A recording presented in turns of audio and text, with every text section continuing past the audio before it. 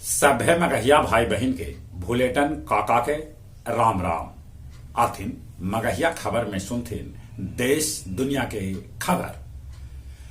निकाय चुनाव में ढेर बड़कन नेता के रिश्तेदार होलन धड़ाम। 90% सीट पर जीतल नया चेहरा।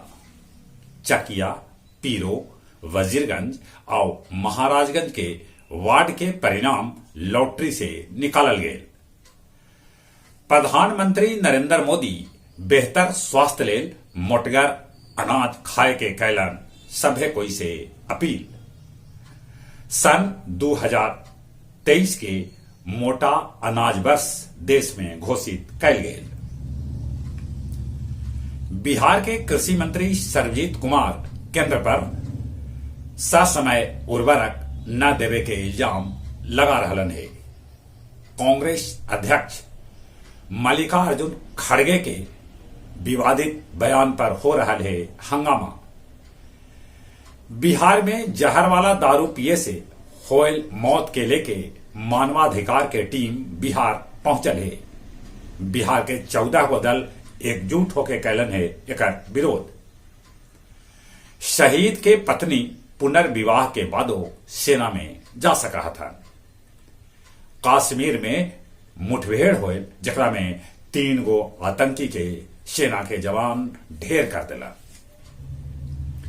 रूसी धमाका के बीच यूक्रेन में मनवल जा रहा है क्रिसमस के खुशी। पाकिस्तान के आतंकी रोधी सेंटर पर 40 घंटा तक रहल आतंकवादी सभे के कब्जा। चीन और रूस के नौसेना कर रहलन है मिलके अभ्यास। ईरान में अब सोशल मीडिया के सहारे प्रदर्शन कर रहलन है वहां के महिला। दलाई लामा कल ऐतन बोध गया। सुरक्षा के कैल गए है कड़ा इंतजाम।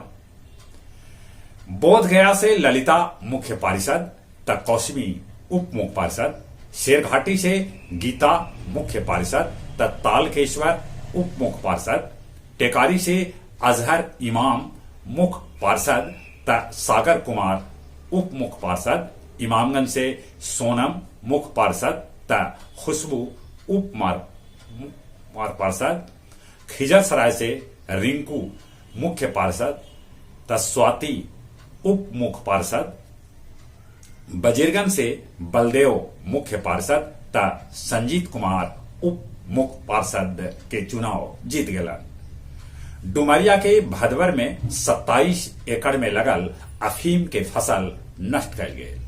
अब कुछ खेल के समाचार। इंग्लैंड पाकिस्तान के तीसरका टेस्ट में भी 8 विकेट से हरा के क्लीन स्वीप कर दिलक। रणजी ट्रॉफी में रहाणे और जायसवाल के बाद सूर्य कुमार के तूफानी बल्लेबाजी। डेविड वार्नर अभी न लेतन संन्यास। और ऑस्ट्रेलिया भारतीय महिला टीम के 5वां मैच भी हरा के सीरीज 4-1 से जीत लेला। चलिए एक बार फिर से अपने सभी के भूलेटन काका के राम राम।